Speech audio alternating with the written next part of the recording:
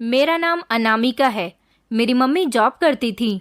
मेरे पापा जब मैं 1 साल की थी तभी इस दुनिया को छोड़कर चले गए थे। मेरी ज़िंदगी अकेली मेरी माँ के होते हुए भी बहुत अच्छी गुजर रही थी, क्योंकि मेरी दादी तो बीमार ही रहती थी। जब से ही मैंने होश संभाला था, सिर्फ अपनी दादी और अपनी मम्मी को ही देखा था। मम्मी ने मुझे बताया कि मेरे पापा की मौत हार्ट अटैक की वजह से हुई थी। जब मैं 1 साल की हुई थी तब मेरे पापा अपने काम से घर वापस आ रहे थे और अचानक उनको हार्ट अटैक आ गया और उनकी मौके पर ही मौत हो गई थी। मुझे तो अपने पापा का चेहरा तक याद नहीं था, क्योंकि मैं उस समय बहुत छोटी थी और ना ही मेरे पास मेरे पापा की कोई फ़ोटो थी। मैं जब भी मम्मी से पापा की फ़ोटो के बारे में बात करती तो उन्होंने हमेशा मुझे यही बहाना लगाया था कि तुम्हारे पापा को फ़ोटो खिंचवाने का शौक़ नहीं था, इसलिए उनके फ़ोटोज़ नहीं हैं और उनके डॉक्यूमेंट सारे ही तुम्हारे छोटे चाचा जी के घर पर हैं। मेरे सारे रिश्तेदार दूसरे शहर में रहते थे और हमारे घर पर भी कम ही आते थे, इसलिए हम लोग उनसे दूर दूर रहते थे, क्योंकि मेरी दादी और मेरी माँ को किसी के सहारे की ज़रूरत थी। पापा के जाने के बाद वो बहुत बेसहारा हो गई थी और फिर मैं भी उन लोगों की ही गिनती में आती थी। हम लोगों को पलटकर किसी ने नहीं देखा था, इसलिए मेरी दादी और मम्मी हमारे रिश्तेदारों से कम ही संबंध रखती थीं। समय के साथ साथ मुझे सब्र तो नहीं आया था, लेकिन मैं इतनी सब्र वाली लड़की थी कि अपनी मम्मी से दोबारा कभी किसी चीज़ की उम्मीद नहीं करती थी। मेरी मम्मी बहुत अच्छी थी, लेकिन मैंने कभी मम्मी से किसी चीज़ की डिमांड नहीं की थी, मगर दिल ही दिल में मैं हमेशा सोचा करती थी कि जिन लोगों के अपने इस दुनिया से चले जाते हैं उनके पास कम से कम उनकी कोई फ़ोटो तो ज़रूर होती है, जिसे देखकर वो अपना दिल बहला लेते हैं और उन्हें सब्र आ जाता है। काश मैं भी अपने पापा की फ़ोटो एक बार तो ज़रूर देख लेती और उनकी फ़ोटो से बातें कर सकती, ताकि मेरे दिल को भी तसल्ली आ जाती। मैं अभी तक अपने पापा को देखने के लिए बेचैन थी। सारी ज़िंदगी मैंने इसी बेचैनी के साथ गुजारी थी, लेकिन मैं अपने पापा की झलक तक नहीं देख पाई थी। पढ़ाई के साथ साथ फ्री टाइम में मैंने अपनी एक अलग ख्यालों की दुनिया बसाई हुई थी। मम्मी वैसे भी जॉब करती थी, घर में दादी और मैं ही रहा करते थे। दादी की तबीयत इन दिनों बहुत ज़्यादा ख़राब चल रही थी। मैं पढ़ाई में इतनी ज़्यादा बिजी रहती थी कि मुझे मम्मी और दादी के साथ टाइम स्पेंड करने के लिए टाइम कम ही मिलता था। पढ़ाई से फ्री होने के बाद मैं किचन में आकर दादी के लिए परहेज़ का खाना तैयार करने लगी थी। अभी मैं किचन में खाना बना ही रही थी कि दादी ने मुझे आवाज़ देकर बुलाया और कहने लगी, अनामिका, तुम कहाँ हो बेटा, यहाँ आओ, मेरे पास बैठकर कुछ देर मुझसे बातें कर लो। हमेशा पढ़ाई में या किसी न किसी काम में बिजी रहती हो, कभी अपनी दादी से बातें भी कर लिया करो। छोड़ दो खाना पकाना, मुझे अभी नहीं खाना है, देर से तैयार कर लेना। मैं दादी के पास जाकर बैठी तो दादी मुझे देखकर कहने लगी कि अब तुम बड़ी हो गई हो, क्यों ना मैं बहू से कहकर तुम्हारी शादी की बात करती हूँ, वो तुम्हारे लिए अच्छा सा रिश्ता तलाश करे और फिर जल्द से जल्द हम तुम्हें विदा कर दें। मैं दादी की बात सुनकर हैरान रह गई थी और हंसने लगी। मैंने कहा, दादी आप ये कैसी बातें कर रही हो, अभी तो मैं सिर्फ 21 साल की ही हुई हूँ और अभी मेरी एजुकेशन भी कंप्लीट नहीं हुई और अभी से ही आपको मेरी शादी की फिक्र हो गई है। मेरी बात सुनकर दादी कहने लगी, लड़कियां जितनी जल्दी अपने घर की हो जाएं उतना ही बेहतर रहता है। अब मैं सीरियस होकर दादी से बातें कर रही थी। मैंने कहा, दादी उन लड़कियों पर पिता और भाई का साया होता होगा, लेकिन मेरे पास तो ना पिता का साया है और ना ही भैया का प्यार है। अभी तो मुझे मम्मी की जॉब छुड़वानी है और आप दोनों के लिए बहुत सारा पैसा कमाना है। न जाने कितने सपने हैं जिन्हें मैं पूरा करना चाहती हूँ। मेरी मंजिल और मेरे इरादे बहुत बुलंद हैं। घर की हालत देखिए दादी, कितनी ख़राब हो रही है। मम्मी की सैलरी से मुश्किल से हमारे घर का खर्च और मेरी पढ़ाई के खर्चे पूरे होते हैं और अभी तो दूर दूर तक मेरी शादी करने का कोई इरादा नहीं है। मैं शादी के चक्कर में नहीं पड़ना चाहती। मेरी बात सुनकर दादी खामोश हो गई थी और वो गहरी सोच में पड़ गई थी। मैंने उनकी तरफ देखकर कहा, दादी आपको मेरे बारे में ज़्यादा कुछ सोचने की ज़रूरत नहीं है, आप बस अपनी सेहत का ख्याल रखो, बाकी जो होगा वो देखा जाएगा। मैं दादी को तसल्ली देकर कमरे से निकल गई थी और दोबारा से किचन में आकर काम में बिजी हो गई थी, लेकिन मेरा पूरा ध्यान दूसरी तरफ लटका जा रहा था। अगले दिन मेरा रिजल्ट आना था। मैं प्रार्थना कर रही थी कि भगवान मुझे कामयाब करे और फिर अगले दिन जब मेरा रिजल्ट आया तो मैंने पूरे कॉलेज में टॉप किया था। रिजल्ट आने के बाद तो मेरी खुशी के कोई ठिकाने ही नहीं थे। कॉलेज में सारे लोग मुझे बधाइयाँ दे रहे थे। मेरी मम्मी और मेरी दादी भी इस बात से बहुत खुश थीं। मैंने उन लोगों को कॉलेज से ही कॉल करके सब कुछ बता दिया था कि मैंने पूरे कॉलेज में टॉप किया है, जबकि मेरे कुछ क्लास फेलोज गुस्से की हालत में मुझे घूर रहे थे। उन्हीं टॉपर लड़कियों में से एक लड़की जिसका नाम शालिनी था, जो कॉलेज की टॉपर रह चुकी थी, उसे तो मेरी कामयाबी किसी भी तरह से हजम नहीं हो रही थी। वो एक बहुत अमीर बाप की बेटी थी और उसी की वजह से वो खुद को ना जाने क्या समझती थी। उस दिन उसके साथ पूरा ग्रुप मौजूद था। वो सब लोग मुझे नफरत भरी नजरों से देख रहे थे। मैंने उन्हें इग्नोर कर दिया था क्योंकि मैं बहुत खुश थी और इस बात से भी अच्छी तरह वाकिफ थी कि मैं उन लोगों का मुकाबला नहीं कर सकती, क्योंकि वो लोग हाई क्लास फैमिली से बिलोंग करते थे। उन लोगों को उम्मीद नहीं थी कि मैं टॉप कर सकती हूँ और अब वो टाइम दूर नहीं था जब मैं अपने सपनों को पूरा कर सकती और पढ़ाई पूरी करने के बाद मुझे अच्छी नौकरी मिल सकती थी। मैंने सोच लिया था, अब मैंने ठान लिया था कि मुझे खूब मेहनत करनी है और किसी काबिल बनना है। उस दिन मुझे घर पहुंचते हुए काफ़ी देर हो गई थी क्योंकि रास्ते में बहुत ज़्यादा ट्रैफिक मिला था और मैं ऑटो से आ रही थी। मैं जैसे ही घर पहुंची तो मैं अपने घर के दरवाजे के सामने आकर जैसे ही रुकी तो मेरे घर का दरवाज़ा खुला हुआ था। लेकिन ये देखकर मैं हैरान रह गई कि मेरे घर से शालिनी बाहर निकल रही थी।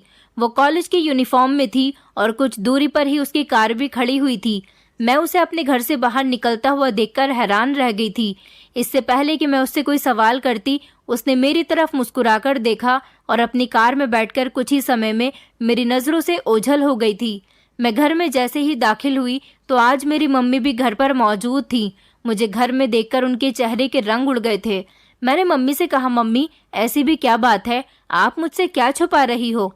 मेरी बात पर मम्मी हंसते हुए कहने लगी, अरे नहीं नहीं, मैं तुमसे क्यों कुछ छुपाऊंगी। यहाँ पर अभी अभी तुम्हारी क्लास फेलो शालिनी आई थी। पिछले दिनों उसका बिहेवियर तुम्हारे साथ कुछ ठीक नहीं था। बस इसी बात के लिए वो तुमसे माफ़ी मांगने के लिए आई थी। उसकी कोई इम्पोर्टेंट कॉल आई तो वो उठकर चली गई। देखो बेटा, शालिनी अब जब भी तुम्हें कॉलेज में मिले तो तुम उससे अच्छे तरीके से बातचीत करना, क्योंकि उसने अपना बिहेवियर तुम्हारे साथ ठीक कर लिया है। इसलिए तुम भी अपना बिहेवियर उसके साथ ठीक कर लेना। मैं मम्मी की बात सुनकर खुश हो गई और कहने लगी, अरे वाह, ये तो बहुत अच्छी बात है। उसे अपनी गलती का एहसास हो गया। आप बेफिक्र रहो मम्मी, कल मैं खुद उसे गले लगा लूंगी और उसके साथ हमेशा अच्छे तरीके से ही बिहेव करूंगी। मैंने खुशी खुशी जब मम्मी से ये बात कही तो मेरी मम्मी भी खुश हो गई थी, क्योंकि उन्हें अपनी बेटी पर पूरा भरोसा था। मैं ऐसी बिल्कुल भी नहीं थी कि लोगों के साथ गलत बिहेवियर रखती या फिर उनसे अच्छे तरीके से बातचीत नहीं करती। मैं लोगों से जब भी मिला करती थी उनके साथ अपना बिहेवियर अच्छा ही रखती थी। तभी तो ज़्यादातर लोगों को मेरी आदत बहुत पसंद थी। अगले दिन जब मैं कॉलेज गई तो शालिनी बहुत खुशी खुशी मुझसे मिलने के लिए आई थी और उसने मुझसे अपने पुराने बिहेवियर के लिए माफ़ी मांगी और मुझे गले से लगा लिया था। कहने लगी कि अब हम एक अच्छी फ्रेंड्स हैं और हम हमेशा ऐसे ही रहेंगे। मुझे भला इस बात से क्या एतराज़ हो सकता था। तो इस तरह से हमारी फ्रेंडशिप की स्टार्टिंग हो गई। हम दोनों एक दूसरे के साथ बहुत खुश थे। मेरे कॉलेज की छुट्टियां चल रही थी। आज मम्मी भी ऑफिस नहीं गई थी क्योंकि उनके ऑफिस में भी ऑफ था। दोपहर के खाने से फ्री होने के बाद मम्मी ने मुझसे कहा, चलो आज मैं तुम्हें मार्केट लेकर चलती हूँ, मैं तुम्हें थोड़े कपड़े दिलवा देती हूँ। तुम्हारे पास नए कपड़े ख़त्म हो गए हैं। अब तुम्हारे कॉलेज में फेयरवेल पार्टी होगी तो तुम्हें ज़रूरत होगी। मैंने मम्मी से कहा कि कोई बात नहीं मम्मी, रहने दो, मैं फेयरवेल पार्टी में पुराने कपड़े ही पहन जाऊंगी। कल ही तो आपको सैलरी मिली है, क्या सारी आज ही ख़त्म कर देने का इरादा है? मेरी इस बात पर मम्मी ने मुझे गले से लगा लिया और कहने लगी कि तुम दुनिया की पहली लड़की होगी जो शॉपिंग पर जाने के लिए मना कर रही है। मैं बस मम्मी की बात पर मुस्कुरा दी थी। तबीयत खराब होने की वजह से दादी तो हमारी बातों में ज़्यादा इंटरफेयर नहीं करती थी और चुपचाप मम्मी की और मेरी बातें सुनती रहती थी। उस समय भी वो अपने बिस्तर पर लेटी हुई थी।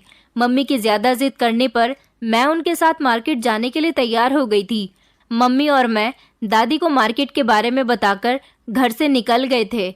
छुट्टी का दिन होने की वजह से आज मार्केट में काफ़ी भीड़ भाड़ हो रही थी। मम्मी मेरा हाथ पकड़कर भीड़ भाड़ के बीच में घुसने लगी। मैंने कहा, मम्मी हम कपड़े किसी और दिन ले लेंगे, आज बहुत ज़्यादा भीड़ हो रही है। हमें कौन से बहुत सारी शॉपिंग करनी है, इतनी भीड़ में परेशान होने का क्या फ़ायदा।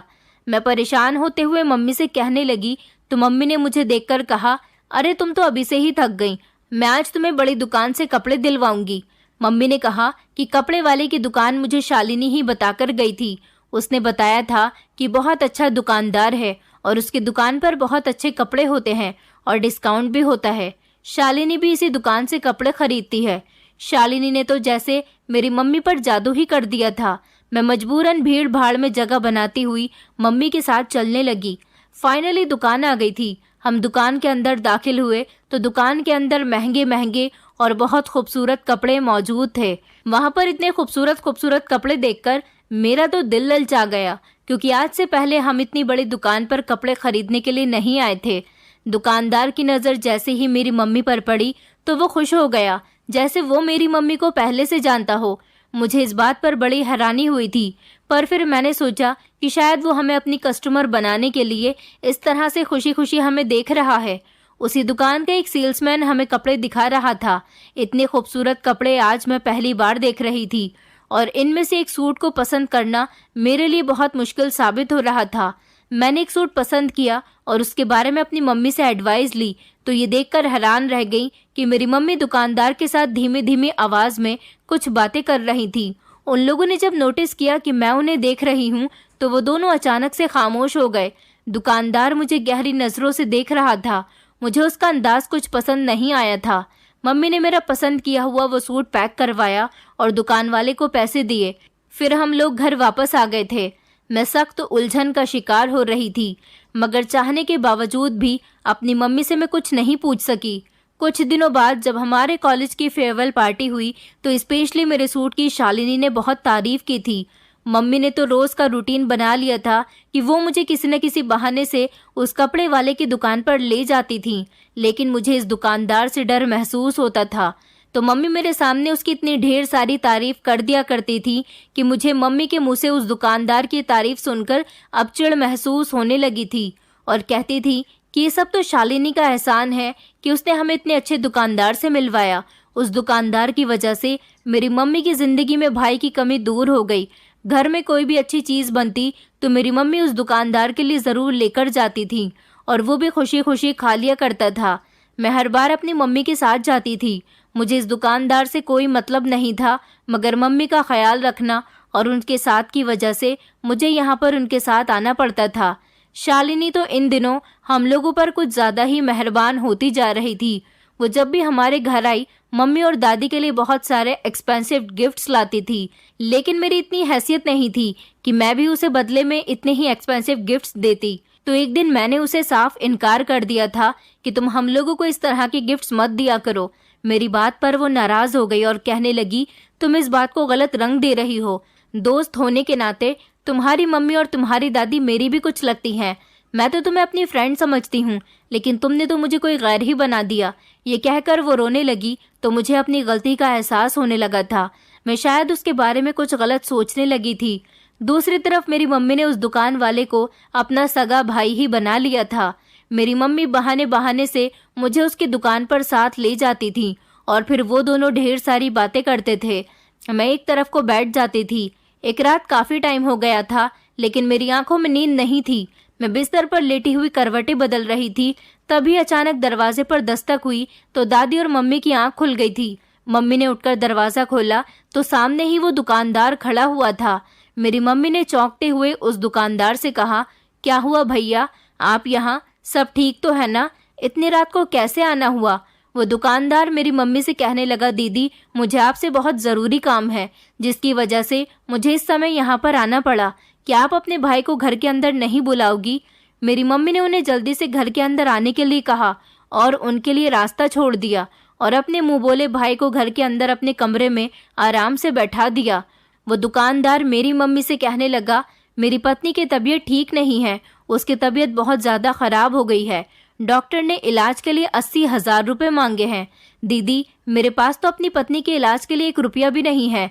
ये कहकर वो रोने लगा तो हमारा बड़ा दिल दुखा, क्योंकि एक मजबूर इंसान को इस तरह से रोते हुए देखना भला कहाँ आसान होता है। और हम माँ बेटी तो वैसे भी किसी मजबूर इंसान की मजबूरी को नहीं देखते, तो हमारा दिल बहुत दुखता था। हम तीनों का दिल पिघल गया था। मम्मी फौरन ही अपने कमरे में गई और अलमारी से अपना जेवर निकाल कर उस दुकानदार के सामने रख दिया और उससे कहने लगी कि मेरे पास ये जेवर रखा हुआ है, आप इसे बेचकर भाभी का इलाज करवा लो। जब कभी आपके पास पैसे हों तो मुझे वापस कर देना, लेकिन इनकार मत करना, उधार समझकर रख लो। जेवर देखकर दुकान वाला एहसानमंद होकर मेरी मम्मी के सामने रोने लगा और कहने लगा कि ऐसी बहन भगवान हर इंसान को दे। दीदी, आपने तो सचमुच बहन होने का हक अदा कर दिया। लोग सच ही कहते हैं कि अपनों से ज्यादा तो पराये काम आ जाते हैं। मेरी प्यारी दीदी, आज आपने इस बात को सच साबित कर दिया है कि सिर्फ खून के रिश्ते ही अपने नहीं होते। मेरी मम्मी कहने लगी, ये तो मेरा फर्ज था भैया, मैंने आपको मुंह से सिर्फ भैया कहा ही नहीं है बल्कि दिल से समझा भी है। वो दुकानदार तो वहां से खुशी खुशी मेरी मम्मी के जेवर लेकर चला गया। उसके जाने के बाद मैंने अपनी मम्मी से कहा, मम्मी आपने ये ठीक नहीं किया।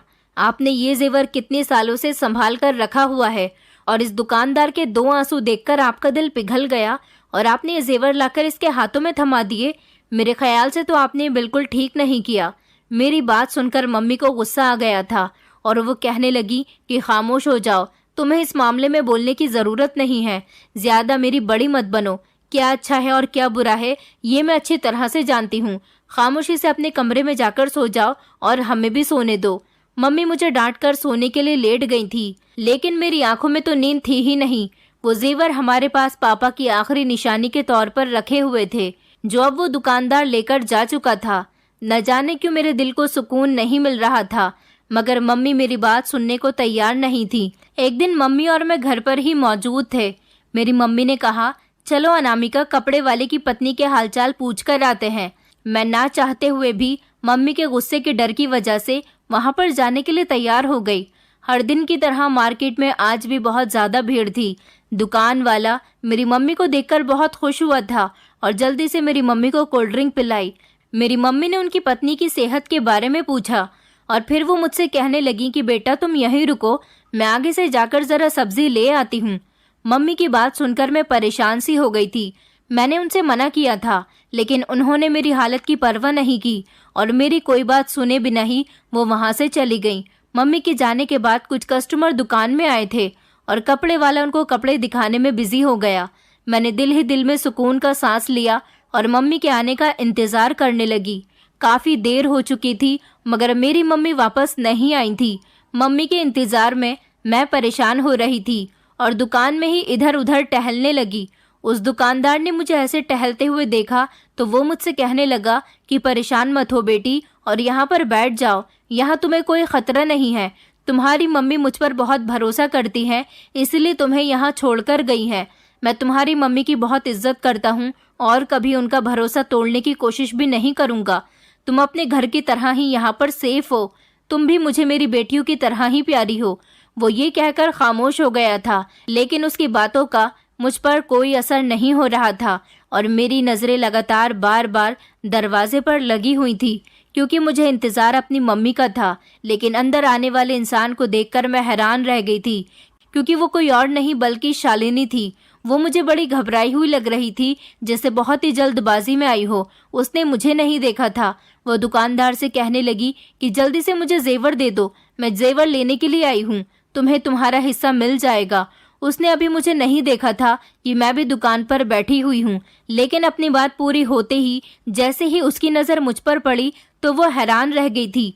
मैं सारी बात समझ चुकी थी। मैं उसके करीब गई और उससे कहने लगी कि मैं तुम्हारा सारा नाटक समझ चुकी हूँ।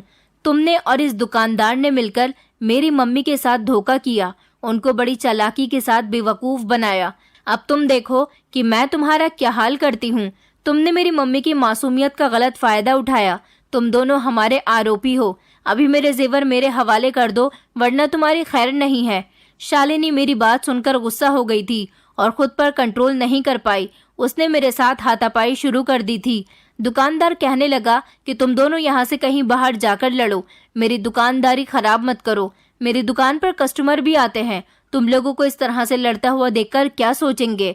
यहाँ सारे लोग मेरी शराफत की मिसाल देते हैं, मेरा कारोबार खराब हो जाएगा।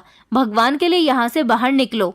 मैं उस दुकानदार पर चीखी। मैंने कहा, झूठी शराफत और झूठा नाटक जो तुम लोगों ने हमारे साथ किया है, उसका क्या?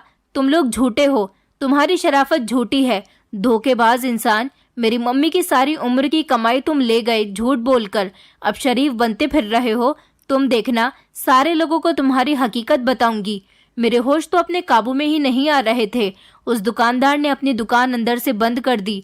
शालिनी तो भूखी शेरनी की तरह मुझ पर झपट्टा मार रही थी। मैंने भी उसको मारने में कोई कमी नहीं छोड़ी। उसने मेरा दुपट्टा खींच लिया तो अब बात बर्दाश्त से बाहर हो गई थी। मैंने अपनी इज्जत बचाने की खातिर आसपास कोई चीज ढूंढी ताकि मैं उसे उठाकर शालिनी के सर पर मार सकूं, लेकिन मुझे वहां पर ऐसी कोई चीज नजर नहीं आ रही थी। फिर बड़ी मुश्किल से मुझे एक पत्थर का टुकड़ा वहां पर पड़ा हुआ नजर आया था। मैंने जैसे ही उस टुकड़े को शालिनी के ऊपर मारने के लिए उठाया, जो कि काफी भारी था, मैंने वो हाथ में उठाया। इससे पहले कि मैं शालिनी के सर पर उसे दे मारती तो वो खुद ही डर कर पीछे हट गई थी।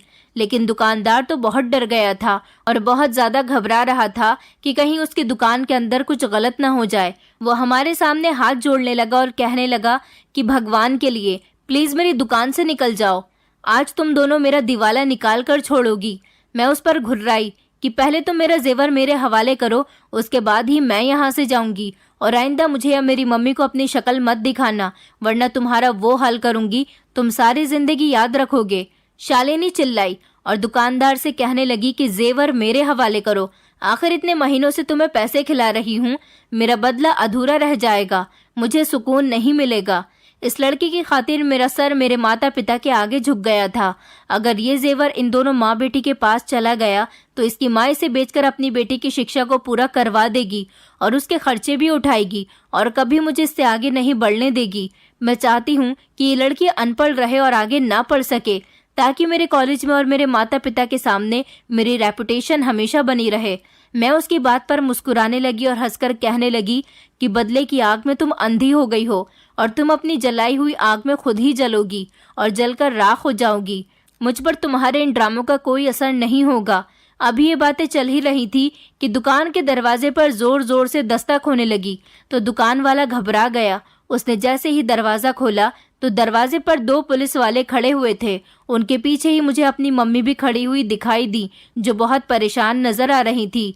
पुलिस दुकान के अंदर दाखिल हुई और दुकान वाले को पकड़ लिया। उन्होंने उस दुकानदार से कहा कि दिन दहाड़े दुकान को बंद करके 2 जवान लड़कियों के साथ क्या कर रहे हो। दुकान वाला उनके आगे हाथ जोड़कर रिक्वेस्ट करने लगा कि नहीं नहीं सर, ये दोनों लड़कियां तो खुद ही लड़ाई कर रही हैं। यही वजह है कि मैंने बदनामी से बचने के लिए दरवाजा बंद कर लिया था, ताकि इनकी लड़ाई की आवाज बाहर तक ना जा सके, वरना आप मुझसे कसम ले लो कि ये दोनों तो मेरी बेटियों की तरह हैं। मैं भला इन दोनों के साथ कुछ बुरा क्यों करूंगा। पुलिस वाले ने कहा कि कोई सबूत है तुम्हारे पास। कपड़े वाला कहने लगा जी जी सर, आप देखो मेरी दुकान की हालत, इन दोनों लड़कियों ने लड़के मेरी दुकान की सारी सेटिंग खराब कर दी। पुलिस ने जब इधर उधर नजर घुमाकर उस दुकान की खराब हालत देखी तो उनके चेहरे पर यकीन फैल गया था। मैंने कहा सर, क्या आप हमारी लड़ाई की वजह नहीं पूछेंगे? ये दोनों धोखेबाज हैं, ये लड़की और ये दुकान वाला चोर हैं। इस दुकानदार ने इस लड़की के कहने पर मेरी मम्मी को पहले तो बहन बना लिया और फिर इन्हें बहला फुसलाकर इनका जेवर हासिल कर लिया। ये लड़की जो मेरी दोस्त होने का नाटक कर रही है, दरअसल ये तो आस्तीन में छुपी हुई एक सांप है जिसे मैं पहचान नहीं सकी। ये मुझे खुद से आगे बढ़ता हुआ नहीं देख सकती, ये मेरी कामयाबी पर जल रही है। एक बार मैंने इसे बताया था कि मेरी माँ ने मेरी हायर एजुकेशन के लिए अपना जेवर रखा हुआ है, इसलिए इस लड़की के कहने पर मेरी मम्मी के जेवर इस दुकानदार ने ले लिए और ये इस दुकानदार के जरिए हासिल करना चाहती है और अब वो जेवर इस दुकानदार के पास है। मैं आपसे रिक्वेस्ट करती हूँ कि हमारे जेवर हमें वापस कर दिए जाएं, क्योंकि इस दुकानदार ने झूठ बोला था कि इसकी पत्नी बीमार है। उन्होंने इसकी हालत पर तरस खाते हुए और इसकी मदद करने के लिए अपने वो कीमती जेवर इसको दे दिए थे, लेकिन ये झूठ बोल रहा है। इसकी पत्नी बीमार नहीं है। जाहिर सी बात है, मेरी मासूम मम्मी के लिए मेरी एजुकेशन से बढ़कर एक इंसान की जान बचाना ज्यादा जरूरी था। मेरी बात सुनकर शालिनी जोर जोर से हंसने लगी और कहने लगी, कहानी तो तुमने बहुत अच्छी बनाई है। क्या तुम्हारे पास कोई सबूत है जिसे तुम हम दोनों पर लगाए हुए इस आरोप को सच साबित कर सको? मैंने कहा, हाँ बिल्कुल मेरे पास सबूत है, तभी तो मैं इतने भरोसे के साथ बात कर रही हूँ। मैंने अपने पर्स से मोबाइल निकाला। मम्मी के इस दुकान से जाने के बाद मैंने अपने फ़ोन में रिकॉर्डिंग ऑन कर दी थी कि कहीं ये दुकान वाला मेरे साथ कोई ज़बरदस्ती ना करे। मुझे इस बात का डर था। उस सब में शालिनी और मेरी बातचीत भी रिकॉर्ड हो गई थी। वो सारी रिकॉर्डिंग मैंने पुलिस को सुना दी। मेरी आज की सावधानी मेरे काम आ गई थी, वरना शायद शालिनी उस चालाक दुकान वाले के साथ अपनी बात को सच साबित कर देती। पुलिस ने उसी समय दुकान वाले से जेवर लेकर हमारे हवाले कर दिए और दुकान वाले को अपने साथ चलने के लिए कहा। शालिनी की हालत तो बहुत बुरी हो गई थी। वो मुझसे कम नंबर आने पर अपनी बहुत बेइज्जती महसूस कर रही थी। अब जेल के बारे में सुनकर वो और ज्यादा घबरा गई थी। वो मुझसे माफी मांगने लगी थी, कहने लगी कि प्लीज मुझे माफ कर दो, मुझसे गलती हो गई, आगे मैं ऐसा कभी नहीं करूंगी। जो तुम कहोगी मैं वो जुर्माना देने के लिए तैयार हूँ।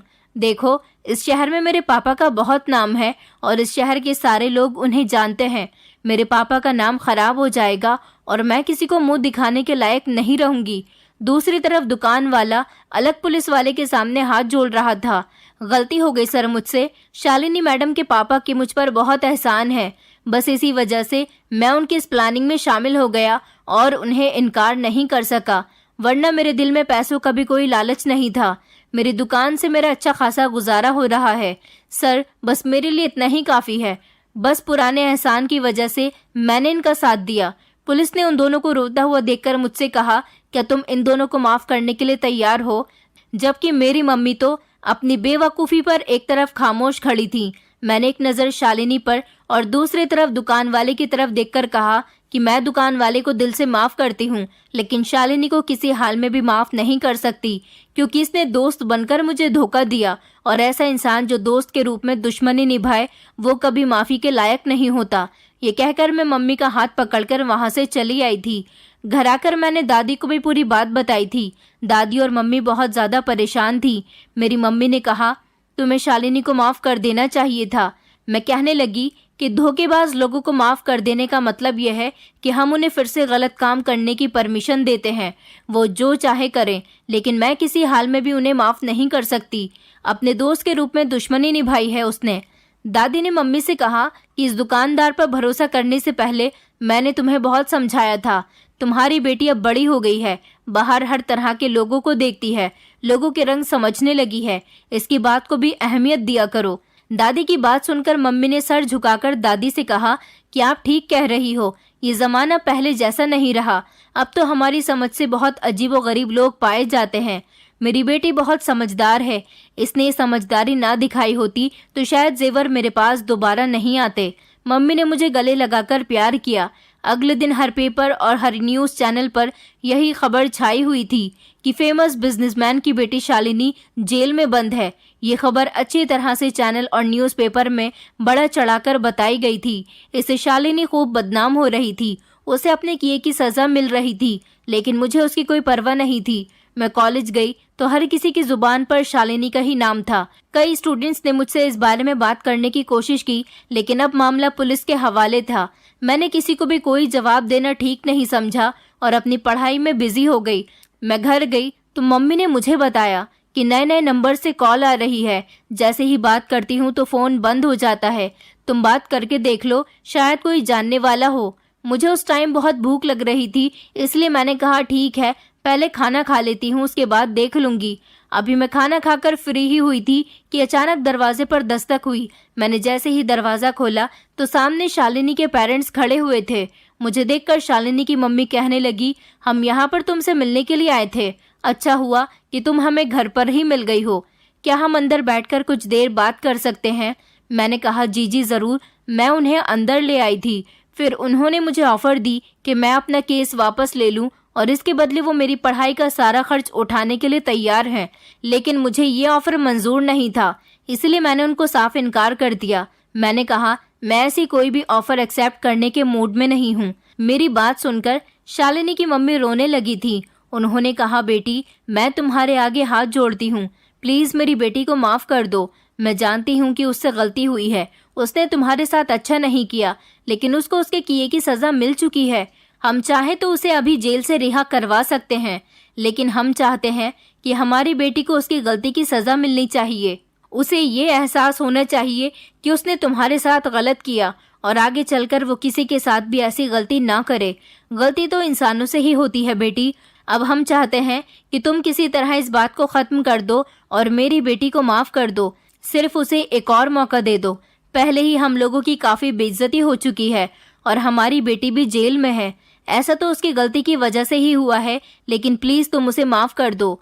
लेकिन तुम उसे माफ कर दोगी तो ज्यादा बेहतर रहेगा। ये कहकर उन्होंने मेरे आगे हाथ जोड़ लिए। मैं उनके सामने बहुत शर्मिंदा हो रही थी, जबकि मेरी मम्मी और दादी भी मुझे उनकी बात मानने का इशारा दे रही थी। मैंने शालिनी के पेरेंट्स से कहा कि ठीक है, मैं आप लोगों के कहने पर यह केस वापस लेने के लिए तैयार हूँ। ये सुनकर उसके पेरेंट्स बहुत खुश हुए और उसकी मम्मी ने मुझे गले से लगा लिया। मम्मी और दादी ने भी सुकून का सांस लिया था। शालिनी के पापा ने अपनी जेब से चेकबुक निकाली और पेन से चेक भरने लगे। उन्होंने 50 लाख रुपए का चेक मेरे आगे कर दिया। मैंने उनसे चेक लेने से साफ इनकार कर दिया था, लेकिन मेरे लाख इनकार करने के बावजूद भी उन्होंने मुझे वो चेक दे दिया और फिर वो दोनों वापस चले गए। मैंने अगले दिन पुलिस स्टेशन जाकर अपना केस वापस ले लिया था। शालिनी को रिहाई मिल गई थी, जिसकी मीडिया ने भरपूर कवरेज दी थी, मगर कॉलेज के प्रिंसिपल ने शालिनी को कॉलेज से निकाल दिया और उसे कहीं दूसरे कॉलेज में भी एडमिशन नहीं मिल रहा था। फिर वो अपने पापा की दौलत के जोर पर लंदन में पढ़ने के लिए चली गई थी। मैंने अपनी एजुकेशन कंप्लीट करने के बाद कॉलेज में पढ़ाना शुरू कर दिया था। एक अच्छी जगह रिश्ता देखकर मेरी मम्मी ने मेरा रिश्ता तय कर दिया था, मगर मम्मी और दादी को अकेला छोड़कर जाने के लिए मेरा दिल बिल्कुल भी नहीं मान रहा था। इसलिए मैंने फिलहाल तो शादी करने के लिए साफ इनकार कर दिया था। दादी की तबीयत अब हमेशा ही खराब रहने लगी थी। एक दिन दादी भी हमें इस दुनिया से छोड़कर चली गईं। उनके जाने से मम्मी बहुत उदास हो गई थी और मुझे उनको संभालने में काफी टाइम लगा था। फिलहाल वक्त इसी तरह से गुजरता गया। मेरी शादी हो गई थी। मैंने शादी के बाद मम्मी को अपने साथ ही रख लिया था, क्योंकि मेरे ससुराल में मेरे पति के अलावा कोई भी नहीं था। मेरा पति एक बहुत अच्छा इंसान था। उन्होंने हमेशा मेरी मम्मी को अपनी माँ के समान समझा था। एक दिन मेरी मम्मी बड़े अफसोस के साथ मुझसे कहने लगी कि अनामिका, मेरा कोई सगा भाई नहीं था, लेकिन मैंने उस कपड़े के दुकानदार को अपना सगा भाई ही समझा था। उसने भी हमेशा मुझसे बिल्कुल सगी बहनों की तरह ही बात की थी। मैं कहूँ तो आज भी मुझे उसकी बहुत याद आती है। मन करता है कि मैं जाकर उसका हालचाल पूछाऊं। शालिनी के साथ हाथापाई वाले हादसे के बाद हमने उस मार्केट में कभी कदम नहीं रखा था। मैं मम्मी को दूसरी मार्केट लेकर जाती थी और अब तो हम लोगों ने घर भी चेंज कर लिया था, इसलिए हमारा कभी दोबारा उस मार्केट में जाना नहीं हुआ था। मैंने मम्मी को बहलाने के लिए कह दिया था कि ठीक है, मैं आपको वहां पर लेकर चलूंगी।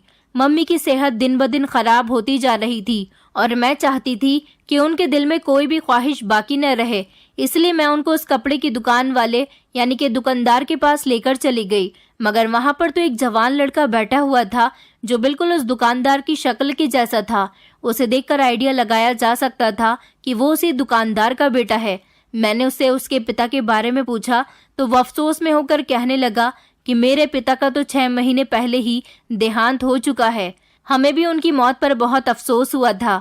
मेरी मम्मी ने उस लड़के से कहा कि हम तुम्हारी दुकान के काफी पुराने कस्टमर हैं। कुछ देर बाद हम उसकी दुकान से बाहर निकल गए थे। मैंने गौर किया था कि मेरी मम्मी बहुत ज्यादा दुखी हो गई थी। मैंने कहा, मम्मी आप क्या सोच रही हो? मम्मी कहने लगी कि इंसान की अहमियत बिल्कुल पानी के बुलबुलों की जैसी होती है, मगर इसके बावजूद भी इंसान अपनी जिंदगी को न जाने किन किन धंधों में उलझाकर रखता है। भगवान इस दुकानदार को स्वर्ग में जगह दे। बेचारा इस दुनिया से ही चला गया। 4 दिन की जिंदगी थी, पूरी हो गई तो चल बसा। मगर मम्मी ने अपनी बात को अधूरा छोड़ दिया था। मैंने मम्मी से पूछा, मगर क्या मम्मी? मम्मी ने अपने चेहरे पर एक धीमी सी मुस्कुराहट सजाई और कहने लगी, मुझे जिंदगी का एक बहुत बड़ा सबक मिल गया, जिसे तुम भी हमेशा याद रखना। दुनिया में मुंहबोले रिश्तों की कोई हैसियत नहीं होती। दिल में चाहे जितनी भी मोहब्बत दे, लेकिन कहीं ना कहीं अपनी हकीकत दिखा ही देता है। जो सबक मैं मम्मी को कई साल पहले सिखाना चाह रही थी, आज उस सबक को वो खुद ही सीख चुकी थी। मैंने मुस्कुराकर मम्मी के कहने पर सिर हिला दिया था और हम लोग आगे की तरफ बढ़ गए थे। मेरी मम्मी भी उसके बाद 4 साल जिंदा रही और उसके बाद वो भी इस दुनिया को छोड़कर चली गई थी। मैं अपने पति के साथ अपनी हंसी खुशी जिंदगी गुजार रही हूँ, लेकिन मुझे आज भी अपनी मम्मी और दादी की बहुत याद आती है। उस समय से लेकर आज तक मेरी कभी भी शालिनी से मुलाकात नहीं हुई और मैं चाहती भी नहीं हूँ। ऐसे दोस्तों से सावधान रहिए जो आपके साथ मिले भी रहते हैं और आपके खिलाफ भी रहते हैं। दोस्तों, उम्मीद करती हूँ आपको हमारी कहानी पसंद आई होगी। कहानी पसंद आई है तो वीडियो को लाइक करें, चैनल पर नए हैं तो चैनल को सब्सक्राइब करें और हाँ, नोटिफिकेशन बेल को जरूर दबाएं ताकि अगली अपडेट सबसे पहले आपको मिले।